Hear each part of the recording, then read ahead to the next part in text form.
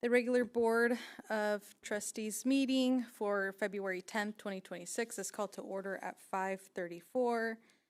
Please let the record reflect for purposes of attendance that Trustee Singh and Trustee Kirfan are absent. We move on to adoption of the agenda. What are the wishes of the board?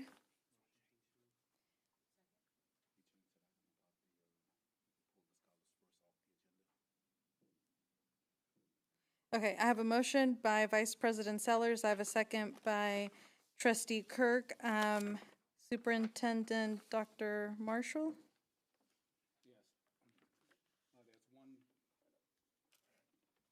The item under action, number 4, the scholarship, the Scholar First Incorporated contracts be pulled.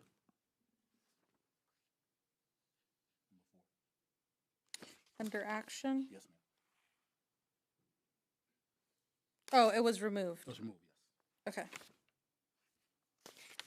Okay.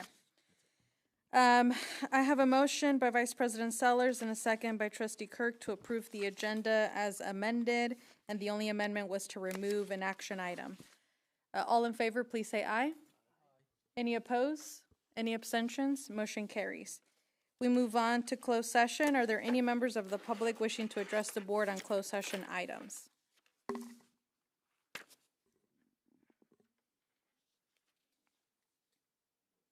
President, there's no callers at this time. Okay.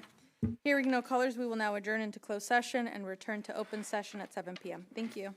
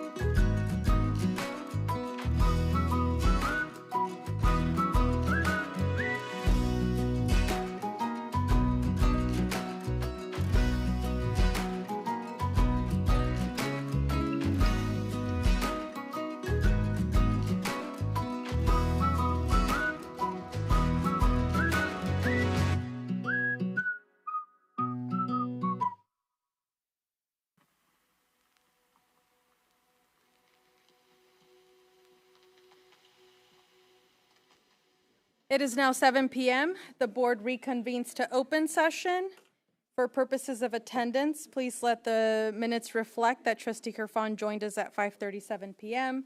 And we also have Student Trustee Kong present at this time.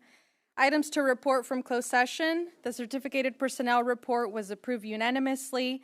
A motion was made by Trustee Kerfan, a second by Vice President Sellers. The classified personnel report was also approved unanimously. A motion by Trustee Kirk, a second by Vice President Sellers. We now move on to our Pledge of Allegiance. If I can please have Vice President Sellers lead us. Please stand.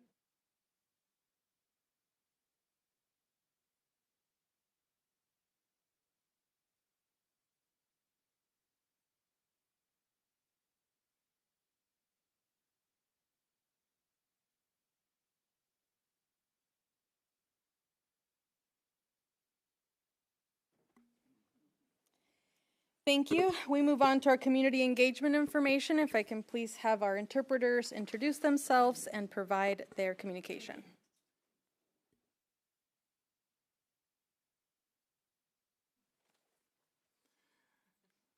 Can you hear me? Okay.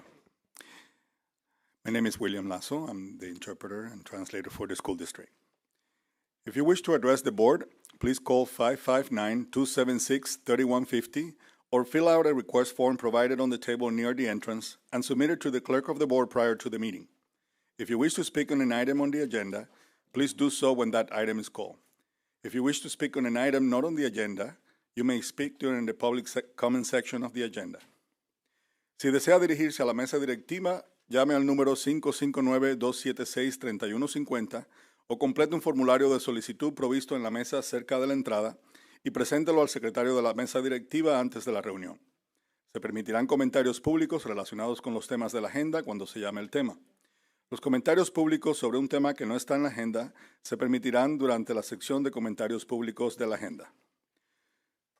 The district welcomes other language speakers to the board meetings.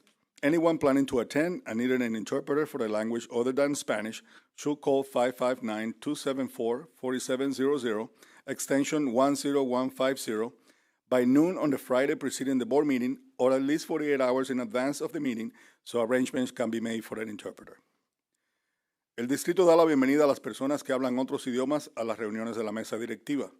Cualquier persona que planifique asistir y necesite un intérprete para un idioma que no sea español, llame al 559-274-4700, extensión 10150, el viernes antes de la reunión y antes del mediodía, o por lo menos 48 horas antes de la reunión para poder hacer los arreglos para la interpretación. Thank you.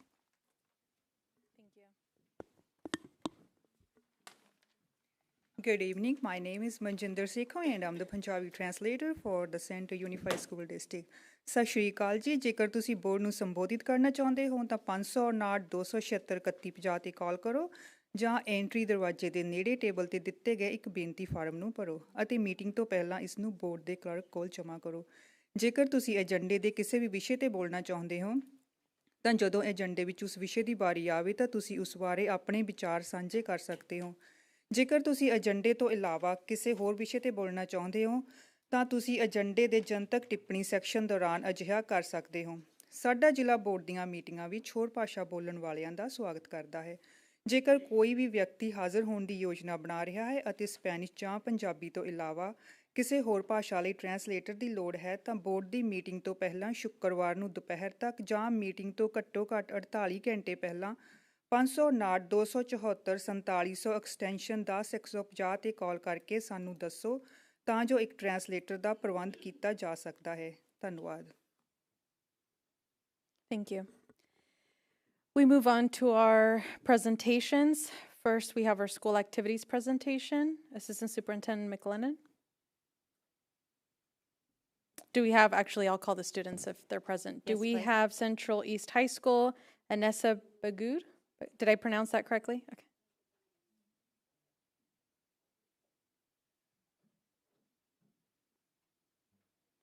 Good evening, board and faculty. My name is Anissa Baker, and I am the ASB president at Central East High School. The start of the semester has been very chaotic from the foggy day schedules, but we made it work. I would like to give you an update about what has been going on at Central East since I was last here. Our football team played in the Valley Championship, which we won. Then we went to states and also won. Football is not the only thing winning, though. Our cheer competition team took first place at the CIF competition. They just competed in Florida and will be heading to the USA Nationals in Anaheim soon. We have multiple student athletes who are signing at the collegiate level, like Brandon Smith, Tiara Freeman, and many, many more as the months go on. We even have a signing day for 2 track athletes tomorrow. Sophia Lopes will be signing to USC, and Jalen Jackson will be going to CSU Fullerton. Aside from sports, we held our annual Battle Week rally the last week of January. The foggy days really threw us off, but we pushed through and we put on an excellent rally for the students, and they seemed to enjoy. Students were able to enjoy our PBIS Fun Friday event. It was a huge success, and we are all looking forward to the next one. Moving on to clubs, they have been offering great opportunities to support our communities and bond over shared interests. Our NAMI Club will be going to elementary schools to spread mental health awareness. Also, our Black Student Union will be hosting events every Thursday of Black History Month. To conclude the month, our history department will be creating a gallery walk of student projects. Another thing that is coming up is Mardi Gras. So our French Club and BSU will be collaborating to host a parade in the quad. Asian Club will be celebrating Chinese Lunar New Year on February 17th. All great things happening at Central East. We're moving into our last few months of school. We are making sure to put our best foot forward and excited for what's to come. Go Bengals. Thank you, Anessa. And then do we have Navjot from Central Online High School, homeschool?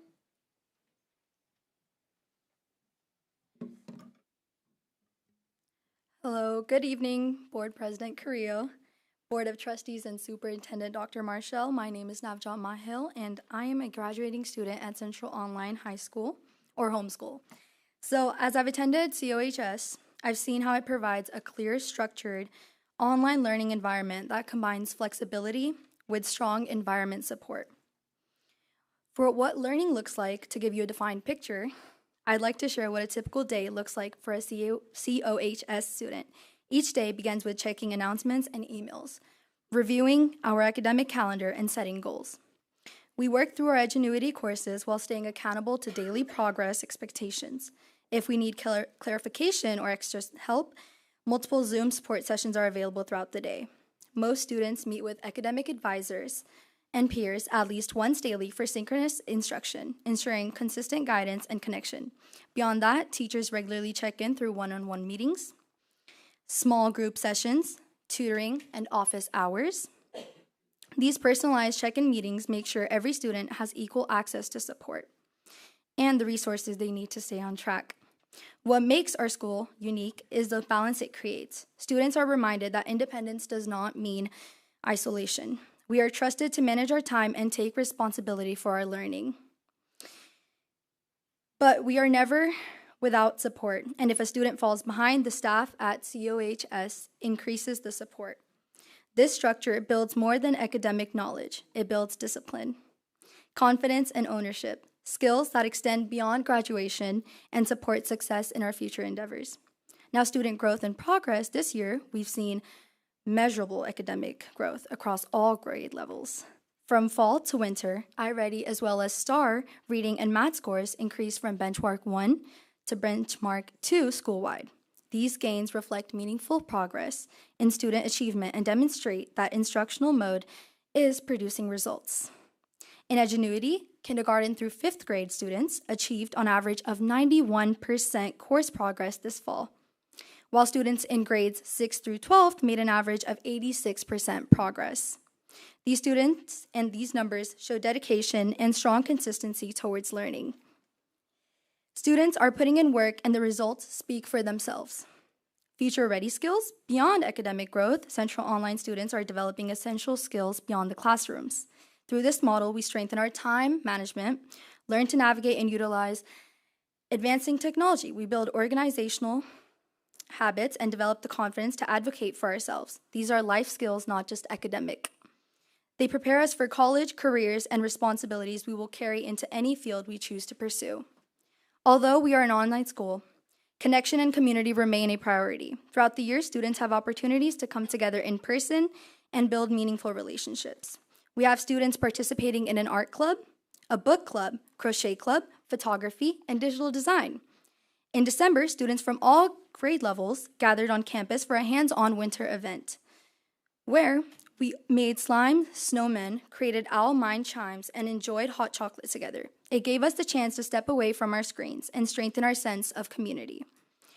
More on-campus activities and field trips are already planned for the spring, including a trip to CSU Monterey, the planetarium, and the Art America, continuing to create opportunities for connection beyond the virtual classrooms. COHS continues to invest in technology that enhances student learning. Our teachers are currently participating in Apple iPad training to prepare for the rollout of iPads for kindergarten to 5th grade students. This initiative will support interactive and engaging instruction. Students involved in our on-campus clubs, such as Broadcasting Club and Digital Design Club, will also utilize iPads to produce media, design digital content, and create original artwork. This allows students to strengthen technical skills and while encouraging creativity and innovation. Now, when celebrating students, student achievement and creativity are important parts of our school culture. This fall, 67 students earned honor roll recognition for their outstanding academic performance. Their dedication reflects the commitment and perseverance we see across all the grade levels. We introduced an art wall in our office where student artwork is professionally framed and displayed. In addition, selected pieces are shared on our school Instagram, allowing families, staff, and the broader community to celebrate student creativity and talent. These efforts highlight diverse strengths of our students and their academic strength. Now, for closing, I'd like to say Central Online Homeschool creates opportunities for a wide range of learners to succeed in ways that meets their individual needs. On behalf of all Central Online Homeschool students, thank you for your continued support of programs that empower us to take ownership of our education and pursue our goals with confidence. Thank you for your time and consideration. Thank you.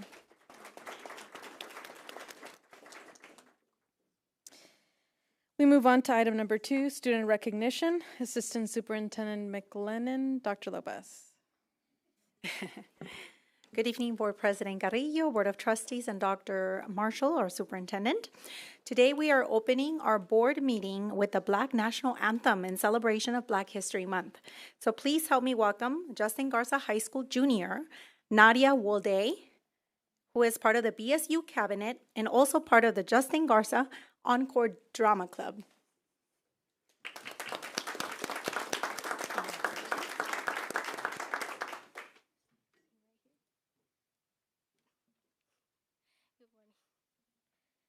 Lift every voice and sing till earth and heaven ring. Ring with the harmonies of liberty.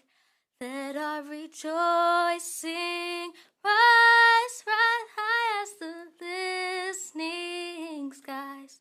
Let it resound loud as the rolling sea. Sing a song full of the faith that the dark past has taught us. Sing a song full of the hope that the present has brought us. Facing the rising sun of our new day begun. Till we march on till victory is won. Thank you.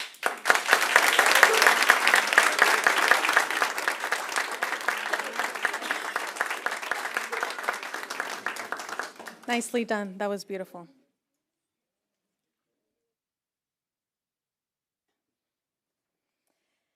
We move on to our Employee Association highlights. I think I saw CSCA President. Yes. Ms. Angie Aguirre.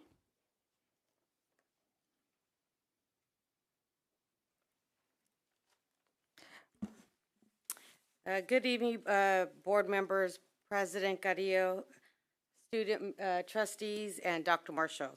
I'm just going to give a little shout out to the classified employees in general. I'd like to take a moment to recognize our classified employees. They're truly the backbone of our district. From the moment our schools open to long after the day ends, they are working behind the scenes and on the front lines to support our students, staff, and families. Whether it's maintaining safe and clean campuses, supporting instruction, assisting students with special needs, keeping our offices running smoothly, or making sure everyone feels welcome, their dedication does not go unnoticed.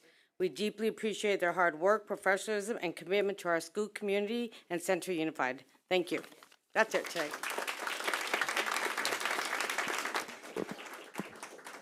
Thank you, and I'm sorry. I want to welcome this student to come and shake our hands and take a picture with us. I apologize.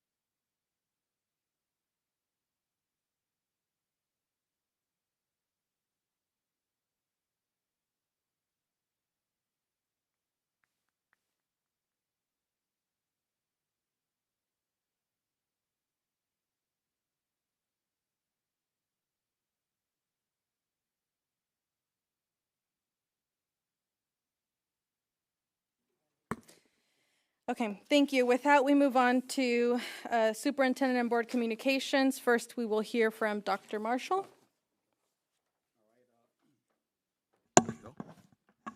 Okay, I'll start my report with lots of school visits this month.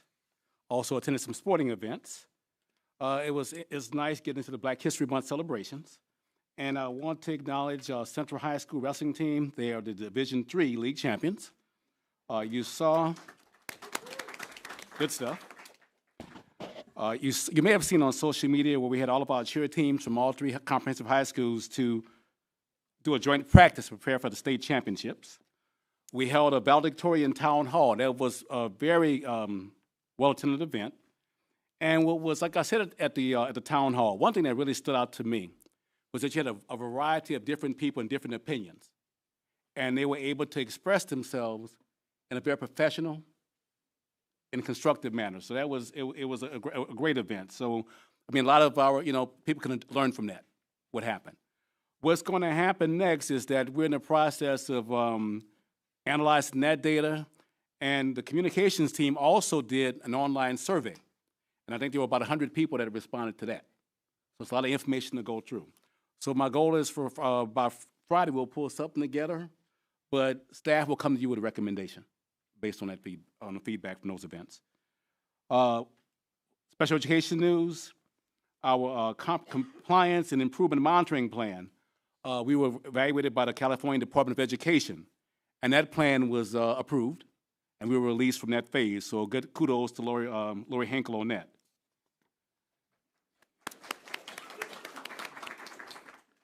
A few other highlights. I just got this sent to me, so I want to make sure I have this right.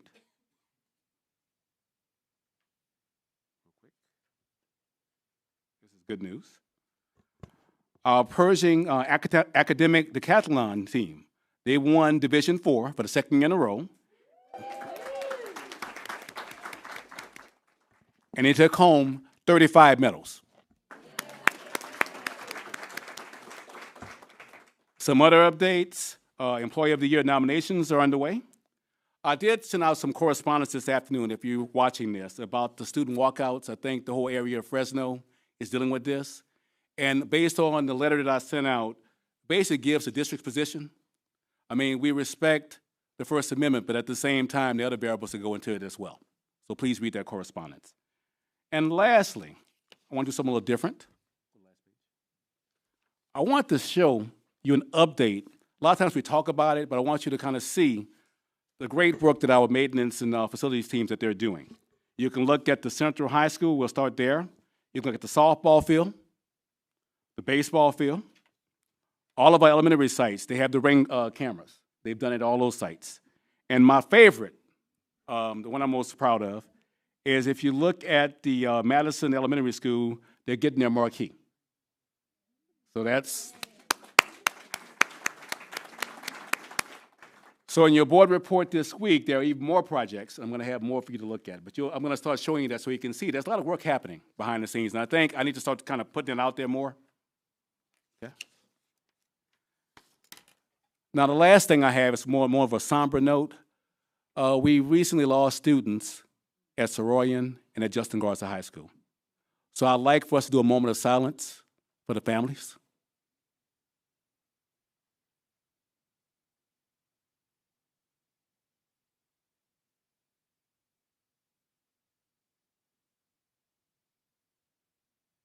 Thank you. Thank you. With that, we move on to board reports.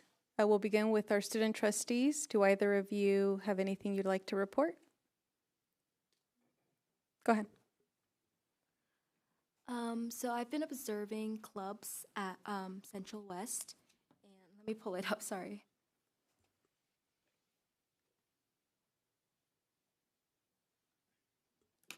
Our clubs have been doing amazing job at showing each person value and each kid that they deserve like the same respect. And one club that I have to mention is the theater club. They've been doing an excellent job with, I've been saying so many, I'm sorry, they did a thing recently called Student Spotlight, and they show each kid that was nominated how respectful they are, how pleasant they are to it. And I thought that was amazing how they've been representing students from their club, and I thought that was cool. Yeah, that's pretty much it. Thank you. You don't have to, it's optional. Okay, next time, that's fine. Any board member, anything to share, any updates? Trustee Griffon? Thank you, President Carrillo. I just want to say how proud I am of all of our Central Unified students that in the past few weeks have not only made their voices heard, but have shown us what respect looks like. I attended the valedictorian town hall last week, and there were dozens of high school students on both sides of the issue. Not only are they, making their voices heard, making strong arguments, practicing public speaking, but they are also, when it's not their turn, they're quiet, they're respectful, and they applaud their fellow classmates even when they vehemently disagree with them on the issue. I was just blown away. I know many of our administrators were as well, and I just think that is something that a lot of adults in our community could learn, is how to respect one another. So thank you, students, for showing us how it's done.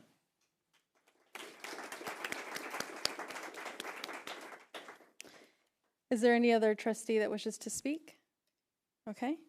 If not, we move on to comments from the public.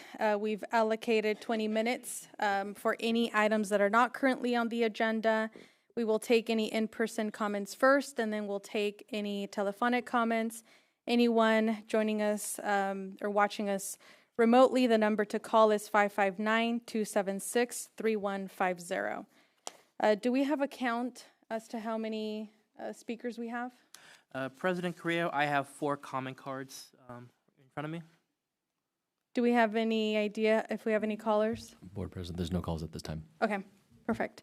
Hearing that we only have 4 speakers, we will allow the 3 minutes for you to speak. Just be respectful of your time and, of course, of your tone and the language that you use, as we do have students in the room, but also that watch remotely. And so with that, I'll turn it over to our clerk to begin our public comments. President Carrillo, our first comment is from Judy Martinez. And Mrs. Martinez, you'll have 3 minutes when the light turns on.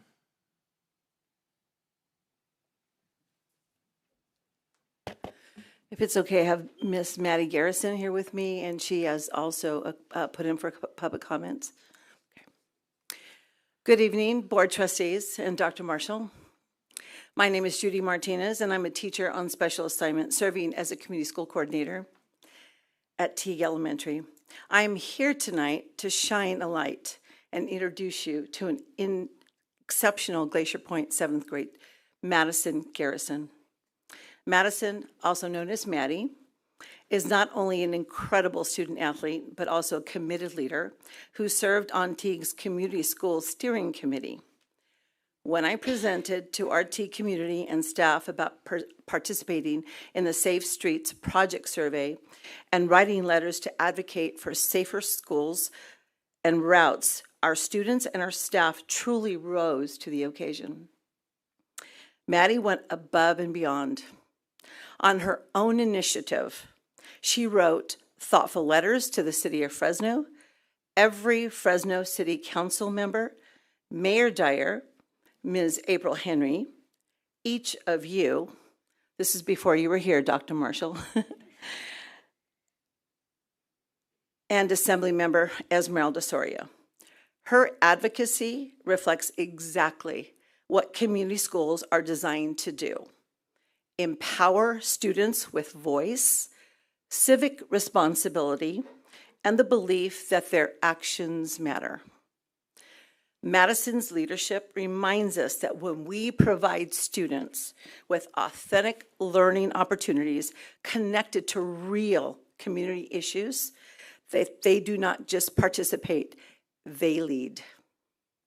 Tonight, I'm proud to introduce you to Maddie Garrison for modeling what student voice, engagement, and civic leadership truly look like.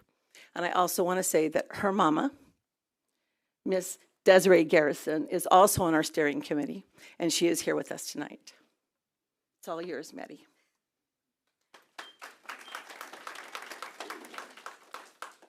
Hello, everybody. My name is Madison Garrison, and I would like to read a small portion of what I wrote.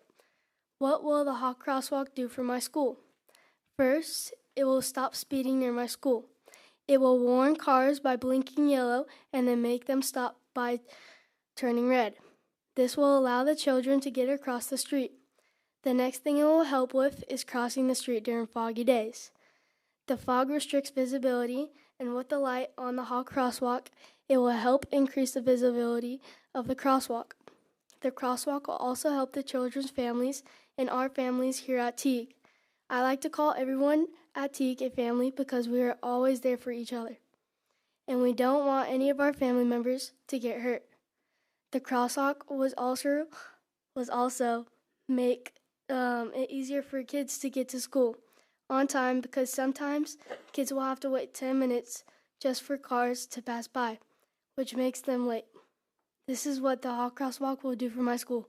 I'm also happy to share that they will be installing hawk signal on Polk Avenue in front of our school this summer. Thank you for your time.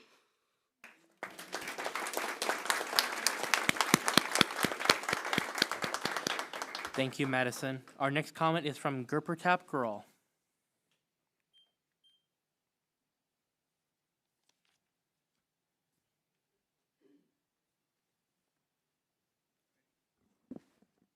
Right. Dear Dr. Marshall, administration, esteemed board members, and student trustees, I am a student at Justin Garza High School, and I approach you today with a student demand. Recently, a student push and a student-led advocacy movement has been going around Justin Garza with a petition that has a simple demand. We want to recognize a fellow student who has passed away a few years ago at our graduation for class of 2026.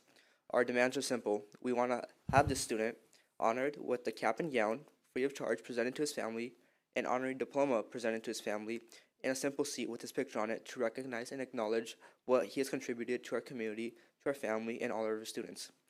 However, the fact that we have to demand this and create a petition that has gathered over 500 signatures from adults, staff, students, and parents within this community is shameful. This petition has reached over 500 signatures within less than a week. There's a clear demand from not just the students but our community regarding this issue. I wish to propose a student-led district policy for all of our students. Any student who passes away, unfortunately and tragically, in Central Unified should without a doubt and without hesitation, be given a proper acknowledgement at their graduation for their Pacific class. Last week, a dear friend of mine, Maxwell Thompson, passed away in a tragic accident. He was a part of the class of 2027. The semester before that, another dear student, Ryla Piedro, passed away, and she was class of 2029. These demands should not need a petition to come forward, and not a petition that has over 500 signatures. We want these students to be recognized and acknowledged at their individual graduation with the proper honors. Thank you.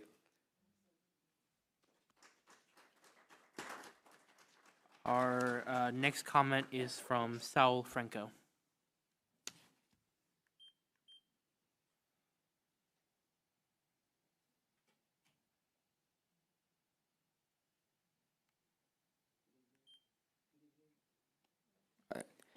Good evening, members of administration, district leadership, and board members. I am currently a senior in Justin Garza High School, and I am here to respectfully ask that Justin Garza High School honor Samuel Estrada as a member of the graduation class during the upcoming commencement ceremony.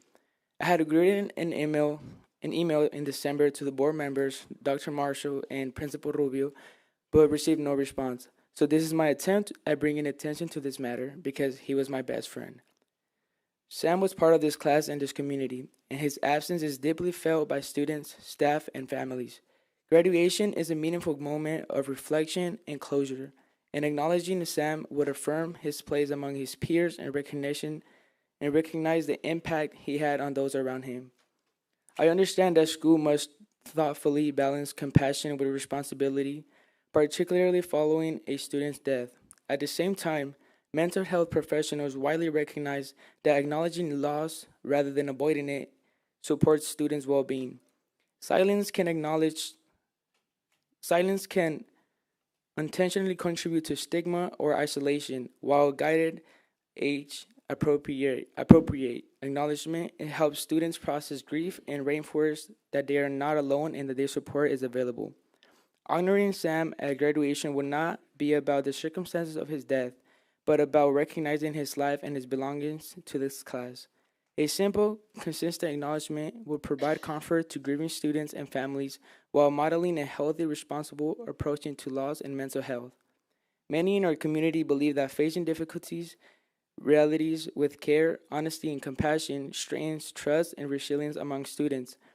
This moment offers an opportunity to do so in a way that is respectful, measured, and supportive of all students.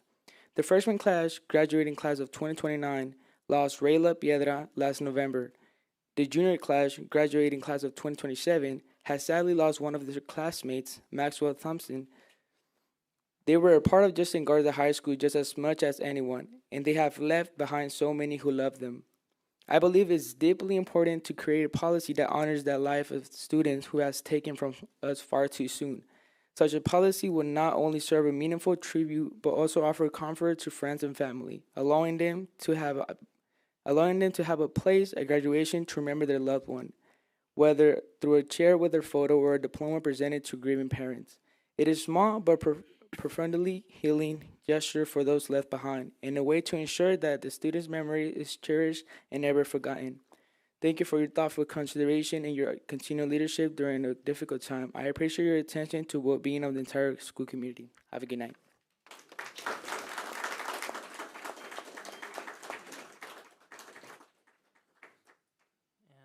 That seems to be it, President Creel. Thank you. And I believe Dr. Marshall was just telling me that we have an email about both of your requests, and so administration will follow up and report back to the board as appropriate.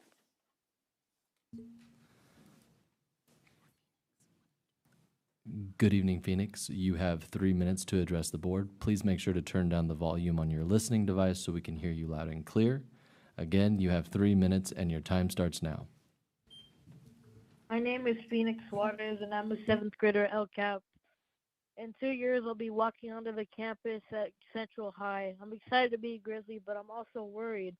When I look at the older students, the athletes and the scholars who are there right now, I see them asking for things that should already be there. I'm here today because I don't want to spend my entire high school career fighting for the same basic things. I want to see the district moving before I get there.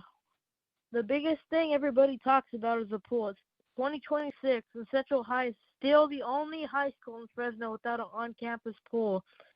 Our swim and water polo teams have to travel across town just to practice. They lose time for homework and time with their families because the district likes to drag its feet on big projects. We hear the same excuses. We're looking into it. It's a master plan, but the plan doesn't help me when I'm a freshman. If you keep moving at this speed, I'll probably start building the pool right after I graduate. I don't want a future pool. I want a pool I can actually swim in. We need a real timeline for the pool and for upgrades to our campus buildings that are starting to show their age. Please stop telling us later. Later usually means never for the students who are here now. It's not about the buildings. It's about how you treat us in the classroom. Right now, there's a valedictorian policy that's scaring students away from hard classes. You tell us to take AP classes and challenge ourselves, but they got 1C in a super hard class. They lose their chance to be valedictorian, even if their GPA is above 4.0. As a middle schooler, that makes me not want to take risks. Why would I take the hardest class if the district is waiting to disqualify me? We need a fair policy that rewards students from working hard, not one that punishes us for trying. Please fix this before I get to high school so I can focus on learning, not just playing it safe and being a coward. Last I want to talk about focus. I'm 12 years old, and even I know you can't do two big jobs at once and do them both well. Trustee Nandeep Singh Chan, you are currently running a political campaign for the Fresno City Council. Central Unified has huge problems to solve. We need a board that is thinking about our schools 100% on time, not thinking about their next election on our next campaign fundraiser. We need leaders who are here for the students, not for their own political careers. Trustee Singh, for the good of the students at El Capitan Central High, I'm asking you to resign so somebody who's fully focused on our district can take your place. Please stop dragging your feet.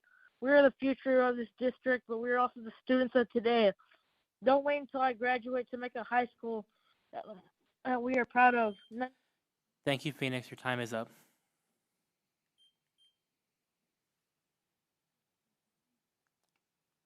PIO Burris, do we have anyone else on the call?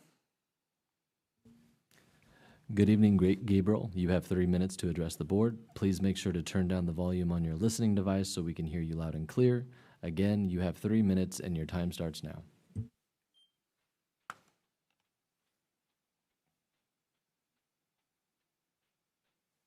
I have music playing. My name is Gabriel Suarez. We're one district, yet we have two completely different student experiences. Central High is currently the only high school in the city of Fresno without an on-campus pool and the most outdated high school. Our championship water polo team and swim teams are homeless athletes forced to travel for every game. We hear that a pool is under construction in the master plan, but in Central Unified, under construction has become a synonym for we ain't doing it. While our reserve funds grow and money is poured into professional services, our students are told to wait. Equity isn't a goal for the next decade, it's a requirement for right now. This lack of urgency extends to our facilities and our outdated classrooms. Right now, our seniors are being held back by an outdated valedictorian policy that punishes academic risk-taking. We encourage our students to take the most rigorous courses possible, yet we punish them for getting the C in an AP or augmented class, even if they maintain a higher than 4.0 grade point average, which strips them of their valedictorian status.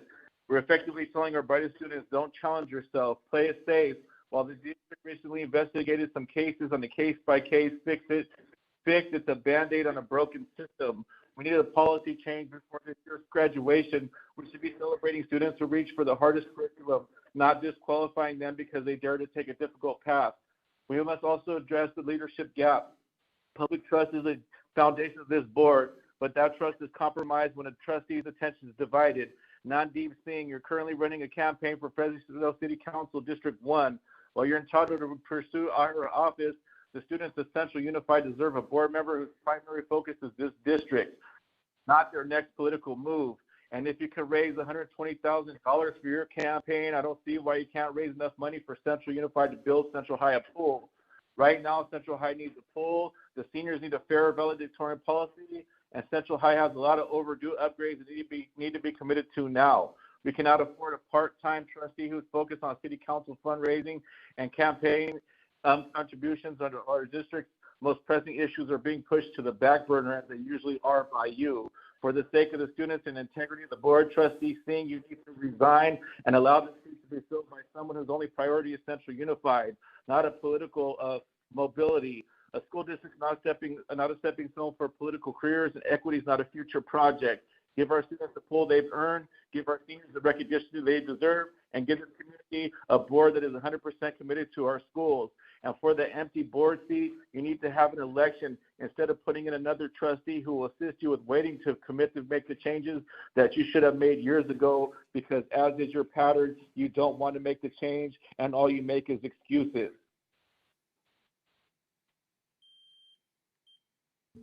Board President, that's all the callers at this time. Thank you. That concludes our comments from the public, and I will just remind everyone, we do still have a vacancy and we are taking applications for Area 3. So if you are interested in serving and want to know more about being a trustee and the commitment, please contact our district office. With that, we move on to our consent agenda. What are the wishes of the board on the consent agenda? Thank you. Second. I have a motion by Trustee Kirk. I have a second by Vice President Sellers. Student trustees, how do you vote? Aye. Okay. Board members, all in favor, please say aye. Aye. Any opposed? Any abstentions? Motion carries. We move on to our action items. Our first item is student discipline cases, case number 2526-005. What are the wishes of the board on this item? Motion to approve. Second. Thank you. I have a motion by Vice President Sellers to approve the recommendation presented to the board, and a second by Trustee Kerfan. Student trustees, how do you vote? Aye. Thank you. Board members, all in favor, please say aye. Aye. Any opposed? Any abstentions? Motion carries. We move on to item number 2, accept gifts to the district. Assistant Superintendent Iqbal. Good evening. We have 2 donations. The first one is Central High School received a donation of $100 from John Sato Revocable Trust for the Boys Basketball Fund. And the second one is Justin Garza High School received a donation of $1,000 from Sierra Challenge Express for Cross Country Fund. Administration is recommending the board accept the gifts to the district.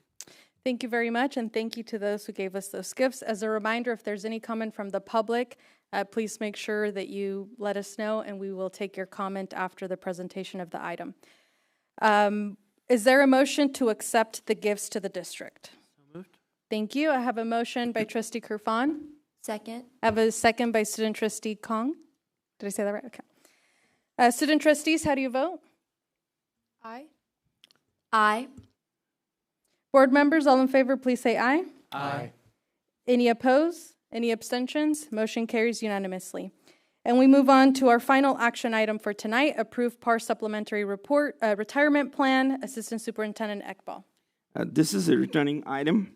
Administration recommends that the board approve the implementation of PAR's supplementary retirement plan. Thank you. Are there any questions or comments from the board? Hearing none, is there a motion to approve the PAR supplementary retirement plan? So moved. Second. Thank you. I have a motion by Vice President Sellers. I have a second by Trustee Sidhu. Student trustees, how do you vote? Aye. Aye. Thank you. Board members, all in favor, please say aye. Aye. Any opposed? Any abstentions? Motion carries unanimously. We move on to our information items. If there is no opposition from the board, it's just one item, but can we take item number 2, receive information regarding comprehensive school safety plans so that our principals can go home? If they want to, if they choose to. Optional. Thank you. Yeah. Can we hear item number 2, please? Receive information regarding comprehensive school safety plans. All righty. Thank you, board members. Good evening, President Carrillo, members of the board, and Superintendent Dr. Marshall. I'm bringing for information tonight the school site comprehensive safety plans and emergency procedure documents for your annual review. These documents are maintained electronically and updated on a yearly basis. The law requires that updates and adoption of the plans are completed by March 1st. In addition to the maintenance and annual update of these documents, our sites review their plan at the beginning of the school year, as well as upon returning from winter break, and participate in regularly conducted drills and training to ensure preparedness and competency in the event of an emergency. Once the yearly update is complete, the plans are reviewed and approved by the school site council prior to coming to the board for review and approval. I would like to thank our site administration who are in attendance this evening for completing and communicating the safety plans with their respective staff members. Administration recommends that this item be placed on the February 24th agenda for action. Thank you. Are there any questions from the board? Trustee Kerfan? Just a quick comment. Principals, thank you for keeping our staff prepared and our students safe.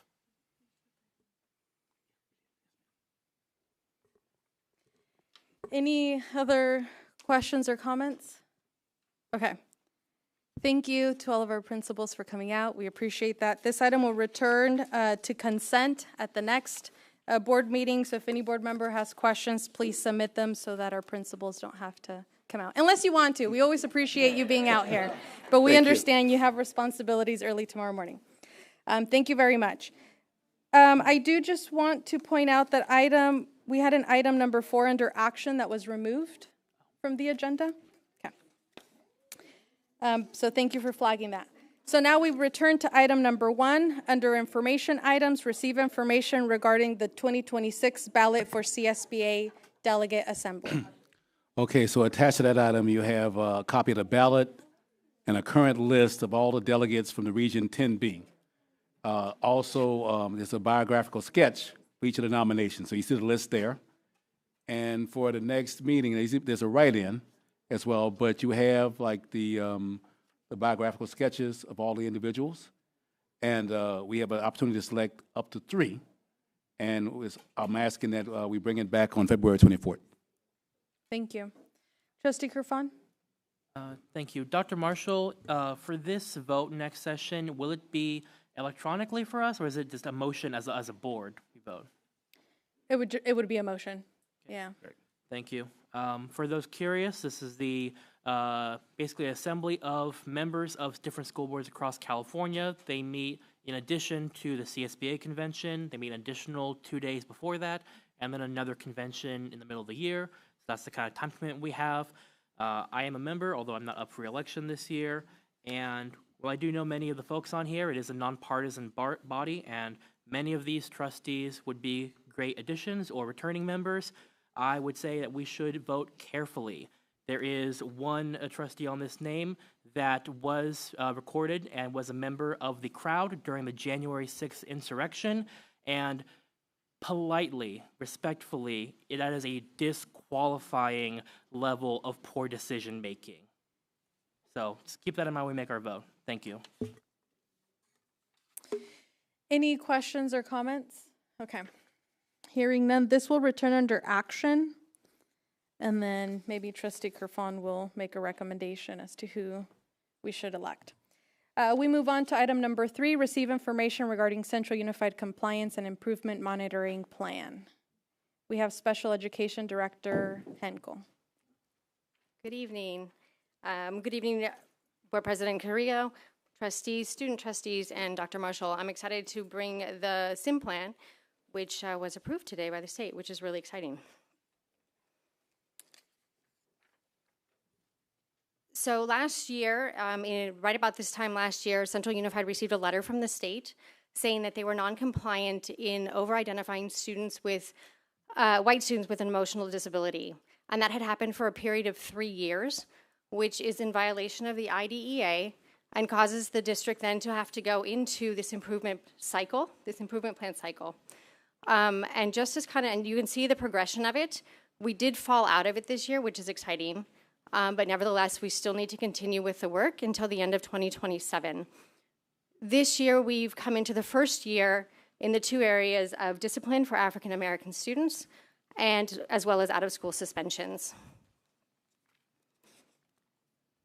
So when this happens, we need to go through a 4-step process to correct the over-identification through these populations. In step 1, we need to gather and inquire and get information as to why we've fallen into this. Step 2 looks to look at the data and come up with the root cause. Step 3 then is to create the plan. And step 4 becomes the implementation of that plan and the monitoring of it. The period started in about July of 2025, and it will run through fiscally September 30th of 2027, but the plan itself will continue through December of 2027.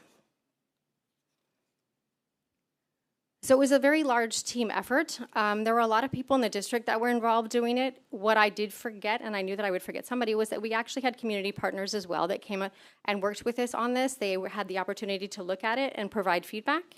And we also used the outside agency Ascendancy Solutions to do the data dive. This all kind of happened as I was moving into the district, and so it was very helpful to have some other people there helping with all of the information, gathering all of the information.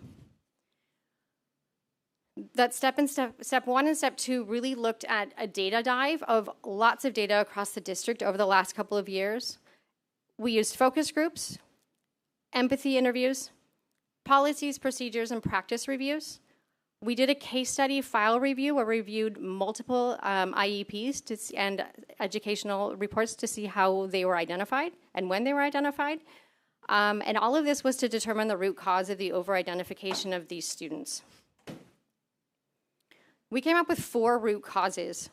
Root cause 1 talks about the lack of consistent development and implementation of policies, practices, and procedures that reflect a cultural lens, particularly in the areas of MTSS, or multi-tiered systems of supports, SSTs, student success teams, Section 504, and discipline, including special education assessment practices. And we say that they have a direct impact on the overrepresentation of white students in the area of ED. Root cause number 2 went back to the idea that staff is misidentifying trauma symptoms as behavior problems due to the lack of system-wide trauma-informed practices that focus on screening and assessment and response protocols through this robust MTSS, or multi-tiered system of supports framework. There are limited strategies and coordinated supports to address this disproportionate disciplinary actions and student behavior influenced or impacted by trauma that may result in missed instruction and conditions for students to thrive. And with that, I just added the reminder on the bottom that we've fallen into this area with suspensions and discipline. Root cause number 3 came back to the lack of cohesive and transparent policies and practices and a lack of timely communication have diminished trust between parents in the district, leaving parents to feel unheard and dismissed, causing them to become strong and assertive advocates for their students.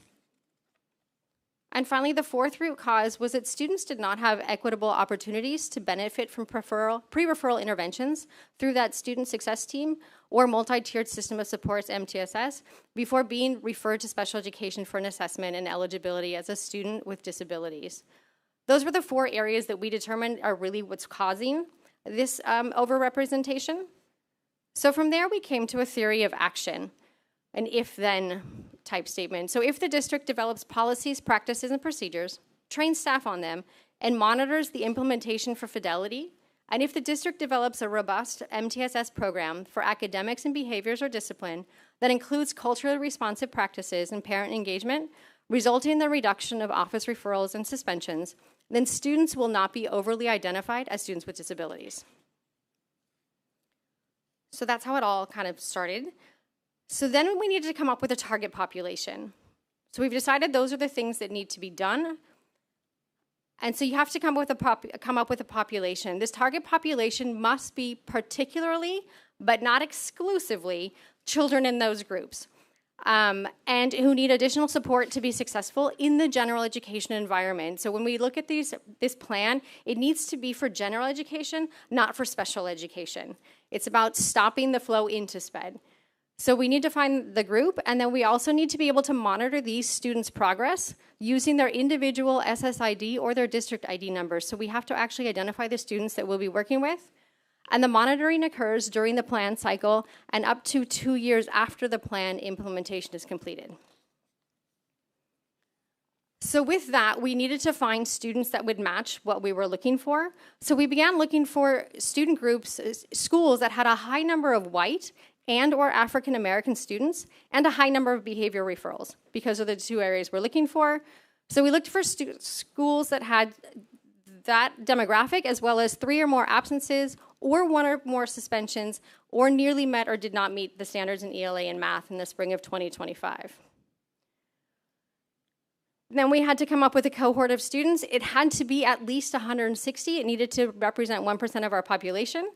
So we looked at students, we found our GROW cohort, or our Growth, Readiness, Opportunity, and Wellbeing, with students who attend Glacier Point and Rio Vista Middle Schools, who had at least 5 or more absences in 24 or 25, or had an office referral or a suspension, or nearly met or did not meet the standards. So it was a lot of ors to come up with this group of 272 students.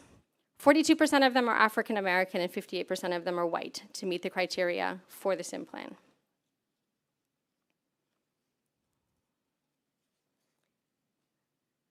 So the plan itself has 2 activities that are looking to target those root causes that we found. And the first one is looking at was to address the inconsistent implementation of culturally responsive MTSS, or multi-tiered system of support practices, with an expected measurable outcome that by December of 2027, we will update, strengthen, and align our multi-tiered system of supports to comprehensively support students' academic, social, emotional, and behavioral successes, which will result in an increase in daily and period attendance of 60% of the focal students by 5% yearly. So really looking at those 272 students and looking to increase their attendance.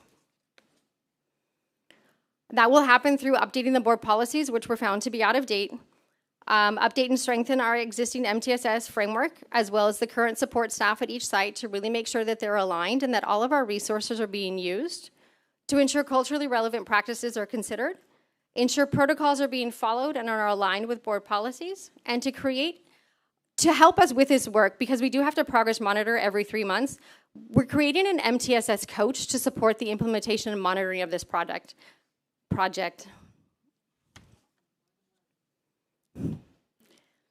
We're also looking to continue the work with Dr. Chisholm and broadening it to really focus on these 2 school sites and the students that we're working with there, to increase the professional development at the sites on culturally responsive practices that will eventually lead into an equity walk template, so that our MTSS coach can really go in and gather data about equity walks in the classroom. We don't have a proper title, right? There's a lot of work to be done, but this is kind of the framework of what's going to happen.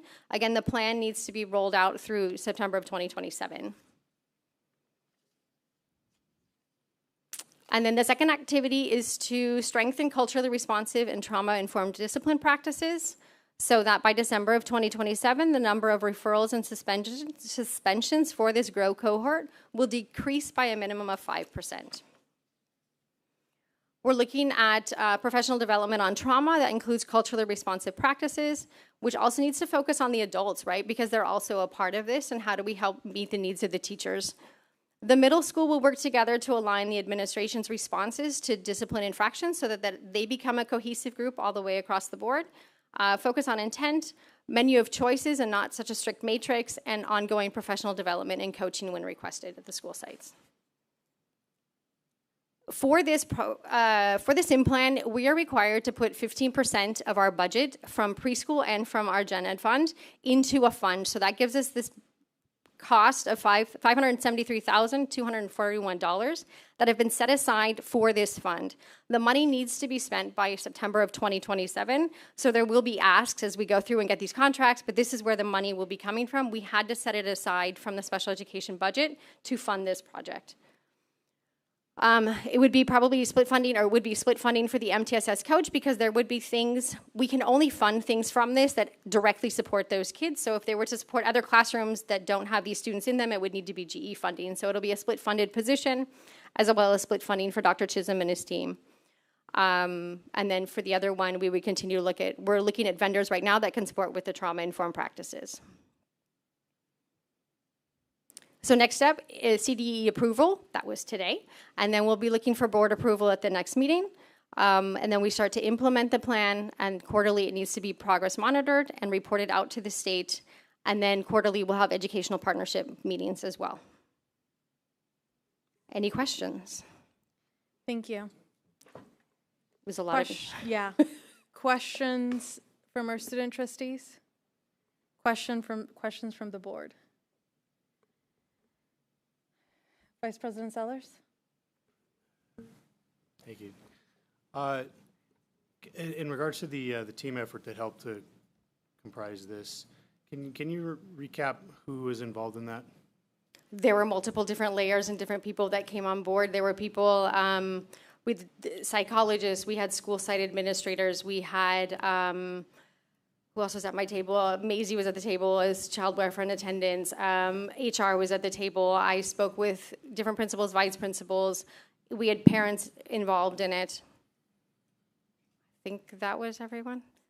Okay. Assistant superintendents, yes, the assistant superintendents as well. Area admin. My curiosity here is that students are evaluated with initial IEPs, correct? And that's how they end up going down the special education path, based on those initial evaluations. Correct. There seems to be a couple positions that sit in on those initial IEPs that I don't see listed here. Okay. Is there a reason why they were not included in this for any input, as they are the ones who are evaluating the students? Correct. So I think that there were multiple people asked. When it comes to looking at students with an emotional disability, it tends to lean more heavily on the psychologist, and that's where a lot of the focus went, was psychologists and intervention people there. I'm just curious. I think a school counselor, academic counselor, or intervention counselor, or school RN would see more students and have more direct input than someone from human resources. Just questioning why they were left out. So when the state has a list of people that it's requiring to be a part of that, and HR is a part of that list. So there's some of it that's kind of mandated already by the state. These are the different representatives that you need to have. And when I came in to do this, the list was kind of already compiled. I stepped into the middle of it. And so I understand your point for sure. Yep. Thank you. And again, just if we're looking at improving students' academic performance, like the folks who are directly in that are their academic counselors, right? To agree, sure. Can I share something? So we also had to set aside up 10%, I believe, to pay for a group of individuals that supported you with the SIM plan. Correct. Yeah. So they came in, it's almost like a vendor that handles all of this support, and they did listening sessions as well, focus groups. So it wasn't just the people she expressed, there was actually a special education session where they welcomed individuals, correct? Yeah, there were multiple different focus groups. Okay. Again, my concern with that is that if I'm going to go hire outside consultants to tell me what's wrong with what I'm doing internally, I'd rather hear from the internal folks first. No, we don't hire them. So they were assigned through the CDE. Okay. So, and these individuals did not give us opinions. They gathered all the feedback from our community and gave us what the community stated. I also want to point out that arguably we're in this place because of the individuals that are responsible for implementing. I think there's some responsibility, I know, and I just heard based on your presentation, we have some responsibility if we're being told that our policies are out of compliance, but it's a trickle down. Clearly, I hear what you're saying. I'm just sitting here thinking these are also the individuals that I think would benefit more from getting the professional development and encouraging, and I don't know what else we do to get their buy-in, because quite frankly, it's really upsetting that we're here. This is something that I've now been serving on the board since 2019, and I remember my first few, 2018, my first few meetings advocating and questioning our discipline practices. The fact that time after time, we saw that our students with disabilities, that our African American students, our white students from socially disadvantaged communities, our Hispanic students are constantly struggling, and we've failed them. This is where we are. The state has now required us that we do this. So I'm just as concerned, and I would say I think we need to give them training rather than having them lead the bus. I don't know if I'm saying that they're leading the bus. I'm saying that they're seeking input. I would You know, I would hate to go into a classroom and start pointing out and saying, this is wrong, this is wrong, this is wrong, without ever talking to the teacher and saying, why is this happening? But I There, do want to there were add that they focus were groups included. with Okay. teachers. Yes. Okay. So teachers were included, classified were included. It was just a multi-layering of data. So we had focus groups, we had the interviews, we had our group sessions. So it was just, like she expressed earlier, it's multi-layering of multiple sets of data. And one of them was feedback from teachers. What I do want to express also, some of this feedback mimicked what has been shared in our SPED task force. We have been bringing up the fact that kids are being over-identified for behaviors. And they see it too. Yeah. My last question is, how are we updating and strengthening the current MTSS framework? What do those changes look like? The changes won't be made by me directly. They're going to be made by the group. So there's still a team of people working on it, including the site principals from Rio and from Glacier Point, and we're all coming together to come in kind of what are we going to do. We've started the process. We're bringing in the outside help with Chisholm also to kind of align it with his work. So it's not written out that this is exactly what's going to happen. This is now the work that we need to get started. Okay. And those changes will be implemented across the board? All school sites will be? No, right now this is a I'm focus. saying yes, and I'm hearing no. Right now this is just focusing, this plan is focusing on these 2 school sites. So the SIM plan focuses on the 2 school sites, the multi-tier system of support that we need to create. You're talking about the whole pyramid. So you're talking about academic tiered levels of support, social emotional tiered levels of support, and the idea is that we create a more robust framework for the whole district. So yes and yes. Okay. And then as those changes are developed, that'll be presented to the board? That is correct. All right. Thank you. Okay, thank you. Any other questions? Trustee Kerfan? Thank you, President Carrillo. Director Henkel, since this period will last until September 30th, 2027, when can the board expect to have an update on the progress we're making? So I'm required to provide progress to the state every quarter. So that'll be in April and then again in June, July-ish. So I can provide you updates as we move along as you would like. Thank you. Whenever is effective, I just would not want to wait until 2027. I agree with President Carrillo. I'm disappointed that not only has the state mandated this, but also I'm embarrassed that we haven't been able to address this equity issue. And I know that's why you're here. I know that's why Dr. Marshall is here to help right the ship in the direction this district is going. I just hope to not be in the dark as we make progress on this. Sure. Thank you. Mm-hmm. Anyone else? Thank you, Trustee Kerfan. I literally had a note because I actually attended a session during our CSBA conference specifically on the subject, since I knew that this was something that we were going to be experiencing. So I will work with Dr. Marshall to make sure that we're getting quarterly reports. I've already expressed my frustration, and it's unfair because all of our executive team is new. So you weren't here when many of us have been complaining and questioning and demanding that we advocate for our students and that we change our policies and practices. So specifically with respect to our responsibility as a board, in addition to the financial allocation, one of the things that you mentioned are the policies and procedures. So I think one of the things that we also need to work on is identifying what we need to be doing as a board and how we help or create more work for you all. In making sure that we're updating these policies, because it's a team effort, right? We're responsible for the policies. You all are responsible for implementation. We have to get creative in how we get our teachers to buy in. We've have an overdue MTSS workshop that we need to do. I remember we've talked about this before. So that's going to be next. But other than getting the quarterly reports, the funding allocation and questioning more and the policies, what more can we do as a board? That is a great question. Are you looking at me for the answer to that? And maybe you don't have it now, but I think that's the other thing, that I'm not an educator. Mm-hmm. That's not what I do. I get to sit here for a couple of hours every couple of weeks. Mm-hmm. And I can ask 1,000 questions, but what do we do as a board? And so more of a question for you all to take back. And for this board, as new board members and some of you stick around, how are we making sure that we're advocating for these students? Because we get special funding for them. So how are we using that? We know that a lot of our money is going to our salary.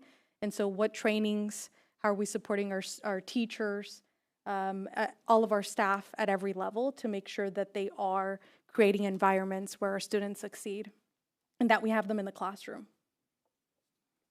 So I guess I don't really have a question that you can answer now. I understand. So I can tell you that the plan is more specific, and like the board policies are already listed that needed to be updated because they were called out in the reviews. So there is more specifics of things that I know that need to take place next, and those will be brought to you as they're updated. Okay. Okay. Well, this item will return. Let's have it return under action. Thank you. And then, as I mentioned, we'll update our advanced planning to make sure that we're getting quarterly reports shortly after the work that you're already doing so we don't duplicate the work. Okay, thank you very much. Thank you. We move on to item number 4, receive information on Pershing Continuation High School Pathway Elementary and Pathway Community Day location. We have Area Administrator Garrett.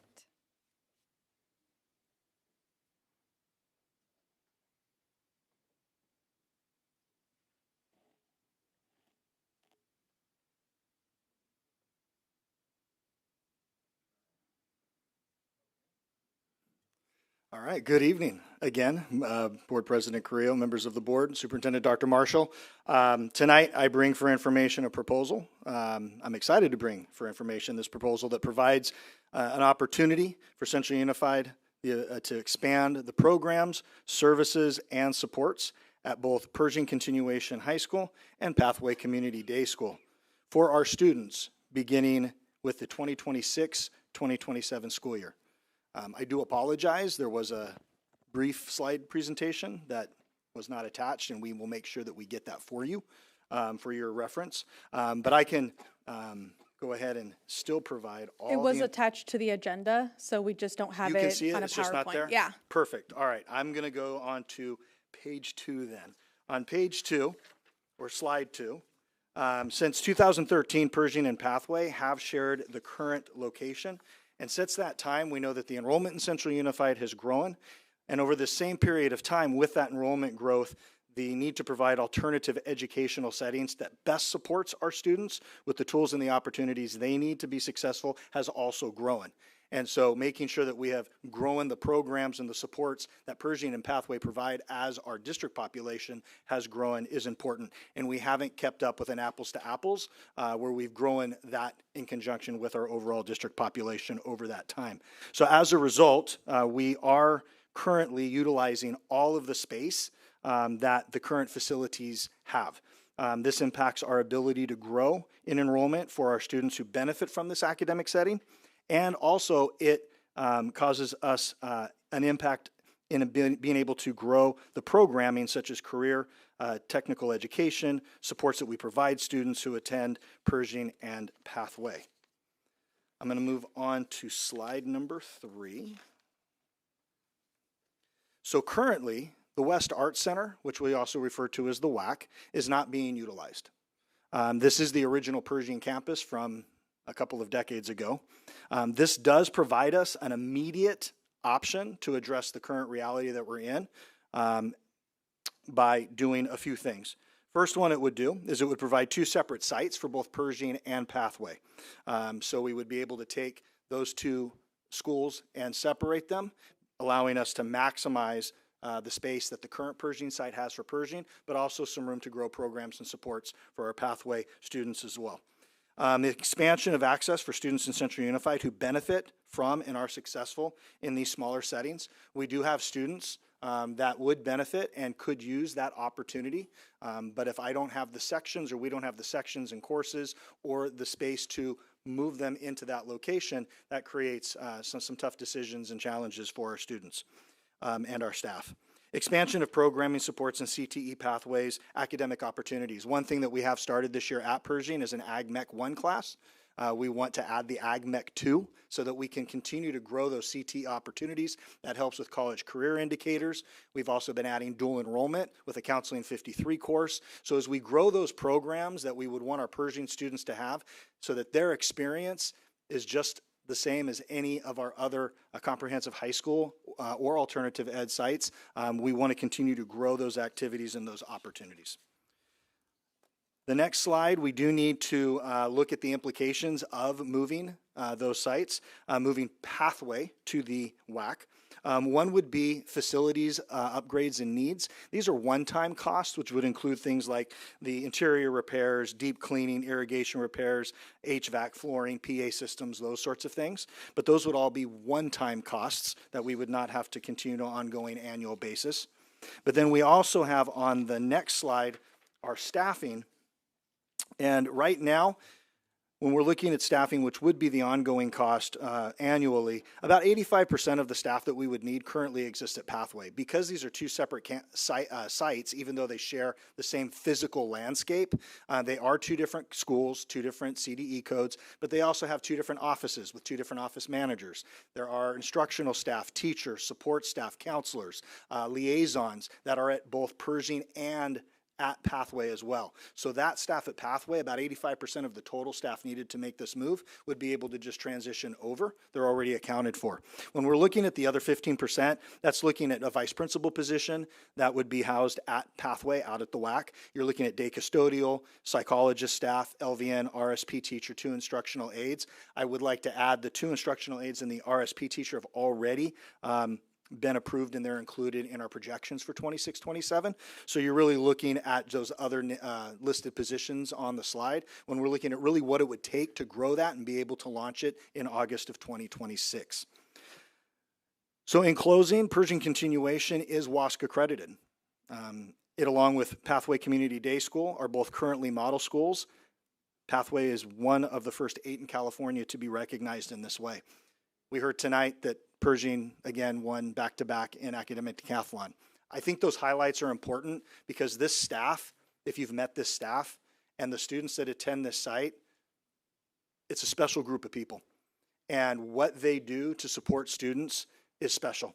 And we want to continue to grow the opportunities for the staff to do that, to do the work that they're doing, to provide new opportunities for their students. The separation of campuses will allow that work to happen. It will allow us to, over the years, grow those programs, grow the social emotional, the different support needs that are in place, continue to provide more students who need that setting, who would thrive in that setting over the future of Central Unified, and get them ready to graduate, ready for that next chapter. And so with that, administration is recommending this item be placed on the February 24th agenda for action. Thank you. Any questions from our student trustees? Any questions from the board? Vice President Sellers? When do we anticipate the separation of campuses to actually take place? We would like to have that start this coming up August of 26-27 school year, so for the next school year. Okay. What do we actually anticipate the ongoing expenses to be? Right now, it would just be associated with staff. There's going to be the initial facilities, which would be a immediate one time, but then really it's going to be program dependent and need dependent. So as the programs grow, staffing would grow to accommodate that. As students who benefit from that environment attend, that could increase the need for an additional social studies teacher or whatever that may be. But it would be based on student growth, student need programs and supports. Mr. Garrett, if I could answer.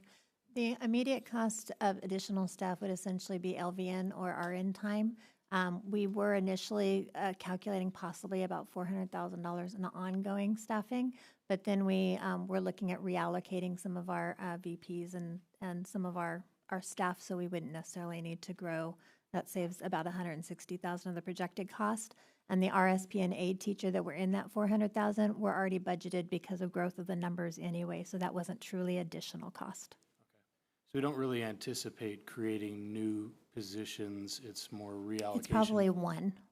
So like the health office, we would need to staff, obviously, both health offices at both sites, but a lot of the other staff will go. The principal will split between the two, but we wanted to have a VP at each site because of the administrative oversight and the safety oversight. Okay. And then those minimal costs, those are coming out of general fund, or are they any special funds? So the salaries would essentially come out of general fund because there are basic staffing for any school site. A lot of the repairs and things have to be done because we've been using that site for spare parts. So they have to replace speakers that they borrowed and put places. So they're primarily superficial. They're coming out of the regular facilities right now. Okay. And then those numbers were not given to us with the budget presentation prior, correct? Wasn't something we were anticipating yet? Yes, we will be doing the budget for this in the second interim. Okay. Through those things. We've been keeping him apprised for the last 3 months as we've been working along with the numbers. He's been helping us with the quotes and everything for the facilities, and his department has been great. Okay. And then the last question, I promise, is the anticipated repairs that are necessary. Do you foresee anything that might come out of the woodwork that may be a major expense? We did walk the campus with our maintenance operations staff, our facility staff, a couple of months ago, and did our best to assess those needs. So I know they've got a pretty good hand around what is going to be needed to get it to launch. I wouldn't want to say once they start repairing something that there couldn't be something that, is additional, but that's a pretty comprehensive list based on what they assessed at that time. Okay. And to help, we're talking about modular buildings, so we're not talking about a construction project where they find things all the time. Okay. I just want to make sure we're not going into this with our fingers crossed that it's not. Yeah. And there are actually additional modulars on that site, so if we did run into an issue with a particular classroom, we could always sidestep that classroom, shift it to a second priority, and still open with the number of classrooms we need. It's the extra classrooms on that campus that make it so appealing, that and the site itself for kids. Thank you. Trustee Sadhu?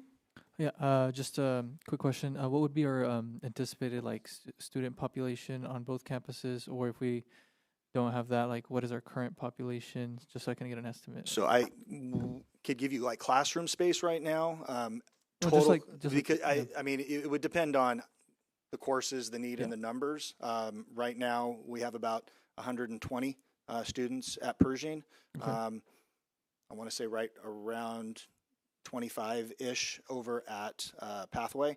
When we're making the move, we're growing classroom space. So we are adding a row of 9 classrooms to the Pershing site. If we made this move, that could handle growth. So it would depend on just the student need through the course of the semester and the course of the year. Hard to project a number, but probably closer to 200 would be my guess. Okay, and then just to cover bases for transportation, how are we covering that? So buses are currently picking up students within our district for both programs. They take separate transportation routes. They're on separate buses, so it shouldn't have an increase to that need. They would just be going to different places. Okay, thank you. Trustee Kurfan? Thank you, President Carrillo.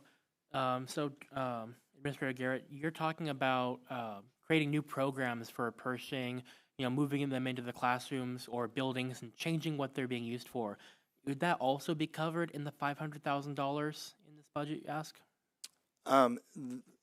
There would be some over time if we added new classrooms, some furniture costs. If there's new programming, there's different budgets that can support those programs. So again, for CTE programs, there's different funding strings and resources that we can utilize to support the growth of those types of programs. So just depending, we would make sure that we're using those resources before we would go into general funding for that. But right now it would be mainly if we take the desks from Pathway and move them, we may have to get a new classroom set of desks. Got it. I understand that this is still an old site that we're changing, so this could be also an opportunity to take a look at some infrastructure needs that have been neglected and renovate them. I know when I toured the site last year, I noticed that while we do love Pathway's mascot, I did see a number of them inside the rafters in the cafeteria. That's a safety issue. And I also share, thank you. I share Trustee Sellers' caution about this $500,000 number. If that's how much it costs, that would be amazing. We'd all be very happy. But being on the facilities subcommittee and looking at the budgets for how much it would cost us to fix HVACs, floors for all of our sites that also need it, it doesn't cost $500,000 to do all of that. So how are we so confident in this number? I would say that it's based on the assessment of facilities and MOT, and they're taking that back, looking at quotes, what they would need to get it to the place that's move-in ready. And that's what we're talking about. We're talking about a functioning facility that we would want our students to be at every single day, and to make it be a functional facility. I will say from walking the WAC, the grounds need a little TLC, but they're in good shape. The buildings, again, need some TLC. So it's not a dilapidated location that we're looking to totally redo. The infrastructure is pretty much there from what it was a couple of decades ago. It just needs some upgrades and some TLC. And to clarify, I'm not in opposition of this move. I just want to make sure that if we're moving students to this site, that all the TLC has been provided before they move in, that it's, we paid $500,000, and then after we move in, the roof still has a hole in it. No, the plan is to have it move in ready when we move in. Thank you. If there is an updated number, please let us know. Trustee Kirk? Thank you so much. I have just a couple of questions. I apologize if I miss it. I will be very honest and tell you, I wasn't 100% sure where the WAC was, and so I was trying to look it up. So did I miss why the decision was which campus would move to the WAC? So when you look at the two current schools that live in the physical space they're in now, there are certain aspects to the campus design that lend itself to be more, I would say, move-in ready for Pershing to remain there. Volleyball courts, basketball courts, fields for sports, additional classrooms for space, the kitchen that is necessary that was just put in a couple of years ago and upgraded for Pershing. A lot of the things that has been, mentioned with some of the things that were pointed out with some of our walks, they've already started to repair. The space to grow, and being conscious of also funds and looking at what we would need to do then to move and get a program or a site out to Pathway.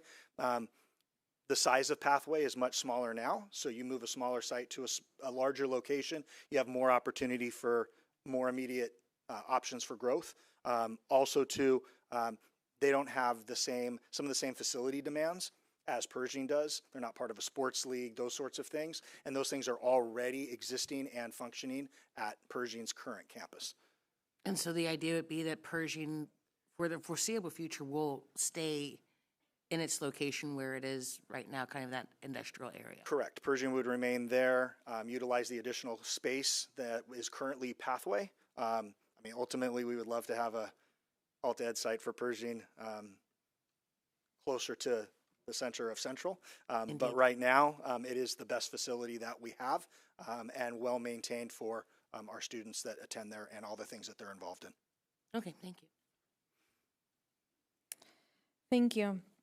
I understand, this has been an ask for a plan by the board for some years now, since I've been on the board.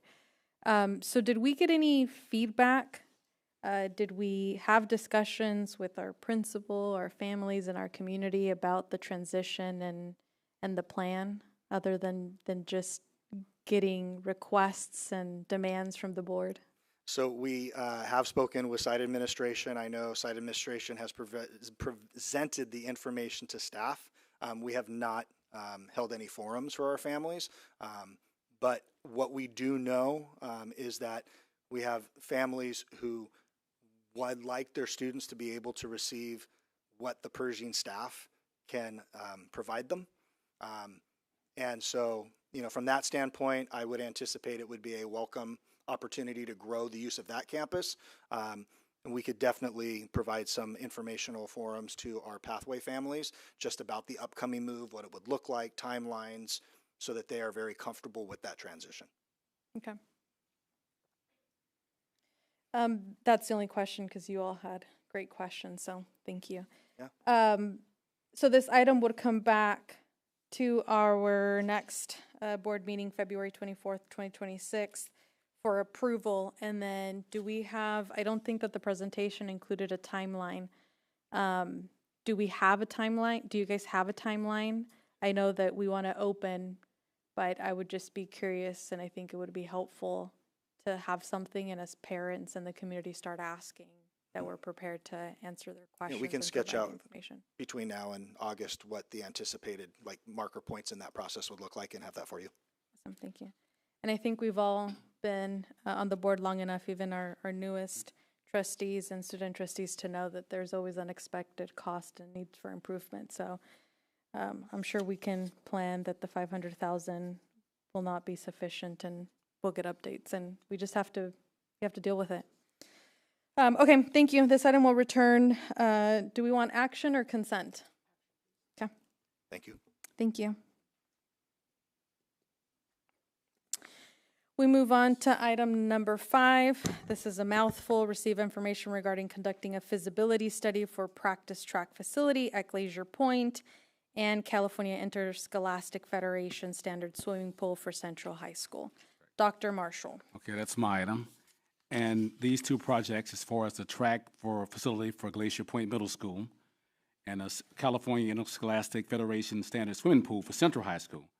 And basically, as we talk about these projects, and these are projects that have been on the radar, when you talk about the first step in any type of process is to do a feasibility study. Because what that does is you look at viability, cost, and design, and the options to see of like constructing a new facility or improving existing buildings for our student athletes.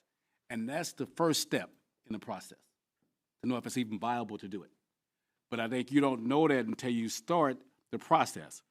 And it's essential before we can make a significant investment to know what we're dealing with. Now, I do want to highlight, next slide talks about what the board has done up to this point. I want to make sure that everyone knows this. Okay, the board approved a master facilities plan that's going to allow for schools and community feedback and input. And they're going to go to every site and every school community to get a chance to kind of give their input in terms of what it takes to upgrade their facilities. Next in the process is that the board already approved a contract with Caldwell Flores Winters to secure competitive state funding for our buildings.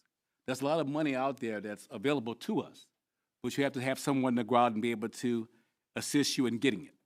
I mean, I have experience with that to where we were able to get, in a prior life, like millions of dollars towards our buildings. So the money's there. You just have to have people to go out and help you get it. We have modernization monies available. There's a lot out there. So that's what they do. They help us with that. We'll also be meeting as a group called California Consulting. They basically, what they do is they also try to help us, school districts, get money for different grants that are out there. There's a big CTE grant that's available for facilities, right? That's out there. But you have to, work with individuals who have been successful at getting millions of dollars. For example, we did work in a prior life of community schools. We used an entity, and we received $21 million. That's how the process works. You have to sometimes engage with those folks. So for what I'm saying, for the next meeting, what I'd like to do is to take each project and come back. I want to bring you specifically what that study will entail, because it'll be different things for the different projects. I know at Glacier Point, as far as the track facility, they had already presented the design in a prior life. So looking at in terms of where does that, because designs can change year after year. So basically seeing if that design now is still viable. That's the first thing. As far as with the pool situation, there's a sequel study. There are all kinds of studies that are involved in that process. So this is going to be an ongoing conversation, and they'll come in steps. And this is the first step, is to say that basically, before you can start talk, there has to be feasibility is even an option. So I just wanted to start that conversation tonight. So Dr. Marshall, the proposal would be that this item return in February to provide direction, or with actual proposals? Well, I'll bring it back, and I'll have what it entails, and that'll definitely inform the next steps in terms of, like, in some cases, sequel studies, more architectural reviews, because like the Glacier Point example, that was done, it's pretty current, but is it still viable today? That's what we have to find out. Right. And then as far as go ahead, sir. So for the pools, we have to hire a consultant, and I think the 4 things we have to look at is maybe a site evaluation. We got to look at the scope. We have to look at the financial part, and then we have to do like an environmental assessment to see what's needed. So those are 4 things we have to do for the pool. So we probably have to hire a consultant to get those going. And what that does, it gives the board the information that it needs to make that decision as far as feasibility. That's the first step in the process. Before we can talk about anything, it has to be feasible. Okay, before I ask other questions, student trustees, do you have any questions? Board members? Okay, so the request is this item, essentially you'd bring us back with a list of what we need to do next for each of the projects. Yes, ma'am. Okay. And then the board can decide to provide direction, and then request more information as to the cost associated with even those Right. feasibility. I want to make sure that you have requirements. as much information as possible as far as the money part of it.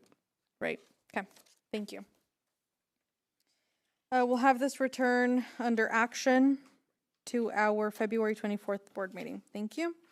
Our next item is item number 6, receive information regarding school-to-home devices. Director Robles.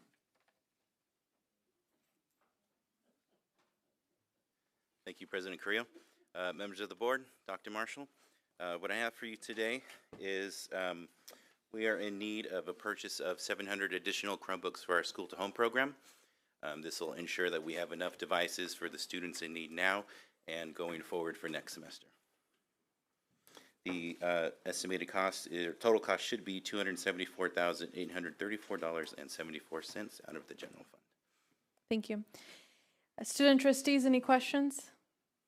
Board members? Questions or comments? Okay. When was the last time that we updated these Chrome devices? For school to home specifically, we've purchased devices here and there as the program grew over the past few years. So it was an ongoing purchase of a few here, a few hundred here, a few hundred there. This time around, this 700 will kind of bring us to parity with all of the hotspots that we were able to acquire as well. Okay, awesome. Thank you. If there's no other questions, we'll have this return under consent at our February 24th, 2026 board meeting. We move on to item number 7, receive information regarding student devices refresh. Director Robles. Okay, so this one will be a full refresh of our TK through 12th grade Chromebook fleet. To effectively support student learning, we're going to just replace all of the aged devices, which are now approaching 5 years old. In grades TK through 8, that's roughly 14,400 Chromebooks and 440 carts. In the high school grades, that's about 5,400 Chromebooks. The total cost of TK through 8 is going to be roughly $9,917,669.10, leased over 4 years out of the general fund. And the total cost for 9 through 12 is going to be $3,281,220.90, financed over 4 years. Thank you. Any questions or comments? I do remember when we last approved this during COVID. Yeah, we had one-time money back then, so Yeah. a bit different. Yeah. Trustee Griffon? Thank you, President Carrillo. Do we have, does this also include cases for the Chromebooks to keep them safe? So the Chromebooks in 8th grade and down will stay in carts in the school, and so they're protected there. There are clamshell style cases available at Snap-on. They don't always fit in the carts, though. In the high school, we will be acquiring cases for the high school students to take their devices home. It'll be checked out to them specifically going forward, and they'll be provided a carrying case similar to the one that we give for the school-to-home program. Okay, good, because I know myself, even as an adult, I'm pretty clumsy. If I didn't have a phone case, my phone would be cracked immediately. So I want to make sure we're being wise with our money and investing in that little security. That's all the questions I have at the moment, although I wish we could always go back to pencil and paper. I can bring you pencil and paper anytime you'd like it. Thank you. We'll have this return under consent. And then if there are any other questions, we can always pull it from consent. Just let me know. Okay. And then our final information item, receive information regarding replacement of PA bell system. Director Both. Good evening, Board President Carrillo, Superintendent Dr. Marshall, and board members. Tonight, I'm bringing forward the replacement of Rio Vista Middle School's current PA bell system. The system has failed. The programming has failed. The site will need to have their clock and speaker combo devices replaced in order for the new software to be able to support the site and bells and public announcement. The new software is our Revolutions, which is currently used at the other school sites. Staff is recommending using Global CTI and their CMAS, California Multiple Award Schedule number 32510-1008 for the replacement. The cost of this replacement will be approximately $286,737.56 from the general fund. This item was also on the additional projects that I brought to the board last month, listed with the other 6 sites that also are on the list to get the PA systems updated. Administration is recommending this item be placed on the February 24th, 2026 board agenda for action after I answer any questions the board may have. Thank you. Any questions from the board? Vice President Sellers, you have 30 seconds. What is the time frame that this upgrade will take? Within the month of March, with approval on February 24th, pushing it as fast as we possibly can and getting done in the month of March. And as of right now, they have no PA bell system? Yeah, unfortunately, as of today, they do not. Okay. Yeah, they're using a backup. We have a backup system in place. And so in the future, for these items, I was telling Dr. Marshall, let's flag them because we can bring them straight to action. The board will forgive me, and we understand that there are safety concerns in making sure that we move as quickly as we can. So this will return under consent at our next board meeting. Thank you. Thank you. And with that, that concludes our information items, advanced planning. The calendar will get attached next time. Additional information and closing comments. Any student or board member with any additional information or closing comments? Hearing none. Our next, Vice President Sellers. Thanks. After hearing the students this morning or earlier, would it be possible to receive information regarding the district's policies on posthumous recognition? And then, if possible, I'd like information on restroom accessibility. It doesn't necessarily have to be a presentation, but just kind of the guiding principles that the district follows and any laws. We have a board policy, and I think there's a regulation. We can send it to you. If that could be provided to me via email. Thanks. Trustee Griffon? Thank you, President Carrillo. I'm just curious, after the results of our valedictorian town hall, when will we be able to see something brought forward to the board? I believe it's next board meeting. Yes, we're trying to get us to go through. Excellent, thank you. Yes. Yeah, the direction is for administration to bring back a proposal by February 24th. Right. Go ahead. I didn't do this earlier. I was talking to a parent today, and it was about a concern, but she wanted me to make sure that she ended on a positive note. Hernan Barstow, she just raved about how great the staff in the school, and she wanted me to make sure that I shared that, so I'm sharing. Thank you. And then our board policy committee is meeting tomorrow morning at 8. Trustee Kirk and I, and our administrators. And with that, that'll close this item. Our next board meeting is scheduled for Tuesday, February 24th, 2026, 5:30 p.m. for our closed session, 7 p.m. for our public session. We don't need to adjourn to closed session or reconvene. What are the wishes of the board on adjournment? Motion to adjourn. I have a motion by Trustee Kerfana. I have a second by Trustee Kirk. Student trustees, how do you vote? Aye. Aye. Board, all in favor, please say aye. Aye. Any opposed? Any abstentions? Motion carries 8:43 p.m. And Trustee Sadhu can stay here if you would like.